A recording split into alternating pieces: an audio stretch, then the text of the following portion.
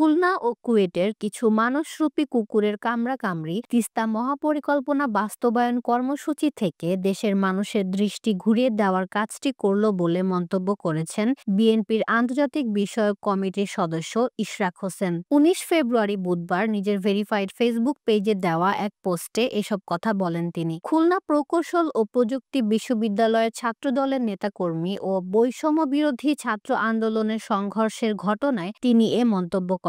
Facebook পেজে দেওয়া পোস্টে তিনি বলেন, আজকে রাত জেগে 20টা টিভি, 10টা অনলাইন পোর্টাল, মূলধারার পত্রিকা, কয়েকটা ইউটিউব চ্যানেল আর অনেকগুলো টকশো বিশ্লেষণ করে আমার উপলব্ধি নিম্নস্বরূপ। ভাষাগত নিয়ন্ত্রণ পুরা না হারিয়ে বলতে চাই, খুলনা ও কুয়েটের কিছু কুকুর সমতুল্য দুর্বৃত্তের কারণে বাংলাদেশের অন্যতম ঐতিহাসিক একটি আন্দোলন তিস্তার পানি ন্যায্য হিস্যা আদায় ও তিস্তা মহাপরিকল্পনা বাস্তবায়ন, এই দাবিতে তিস্তা বেষ্টিত উত্তরবঙ্গের 5টি জেলার 11টি স্থানে 48 ঘণ্টার অবস্থান কর্মসূচি থেকে জাতীয় পর্যায়ে যে জাগরণ সৃষ্টি হওয়ার উচিত ছিল সেটিকে অনেকটাই ম্লান করে দিয়েছে। জাগো বাহে তিস্তা বাঁচাও, জাগো বাহে তিস্তা বাঁচাও। ভারতের অন্যায় ও অবৈধ আচরণের কারণে কয়েক দশক ধরে 2 কোটি জনগণের আজাহারি নিরসনের এই কর্মসূচি কয়েকটি মানুষরূপী কুকুরের কামড়াকামড়িতে দেশের মানুষের দৃষ্টি ঘুরিয়ে দেওয়ার কাজটি করল। কুকুরগুলো কোন দল করে জানি না, প্রয়োজনও নেই।